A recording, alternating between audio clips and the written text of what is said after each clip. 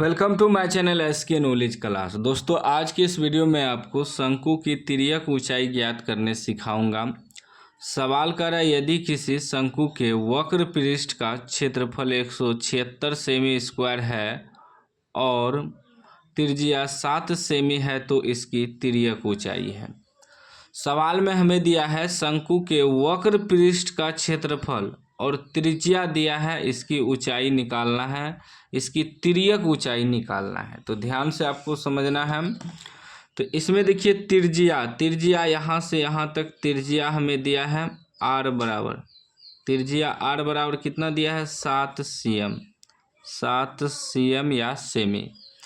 उसके बाद इसकी तिर्यक ऊंचाई निकालना है। तिर्यक ऊंचाई का मतलब हुआ यहाँ से यहाँ तक ई। एगो होता है शंकु में ई वाला ऊंचाई बीचों बीच, इसे सिर्फ ऊंचाई कहते हैं, ठीक ना। एक होता है तिर्यक ऊंचाई, तिर्यक ऊंचाई टेढ़ा जो ऊंचाई होता है ऐसे, इसे कहते हैं तिर्यक ऊंचाई। तिर्यक ऊंचाई, ठीक ना। तिर्यक ऊंचाई को L से सूचित करते हैं और ऊंचाई को S से सूचित करते हैं। तो दो गो होता है शंकु में, एक होता है सिर्फ ऊंचाई, एक होता है तिर्यक ऊंचाई। तो वही तिर्यक ऊंचाई निकालना है। तो लिखेंगे शंकु की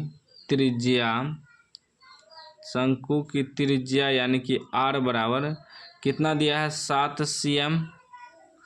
तिर्यक ऊंचाई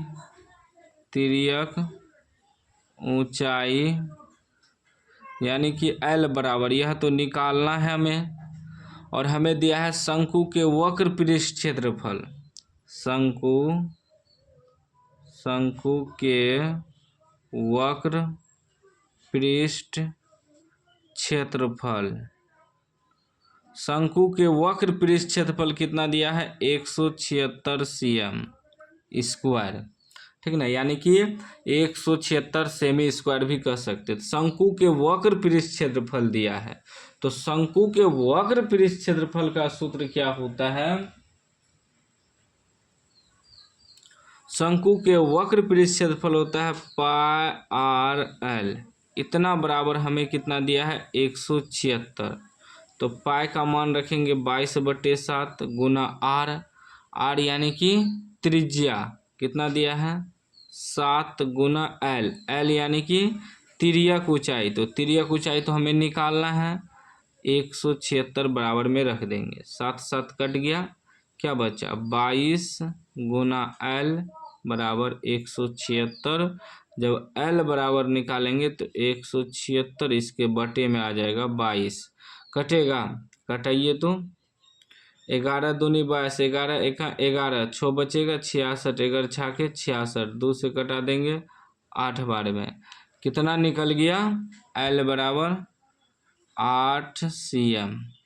या लिख सकते हैं तिर्यक ऊंचाई, शंकु के तिर्यक ऊंचाई L बराबर 8 सेमी।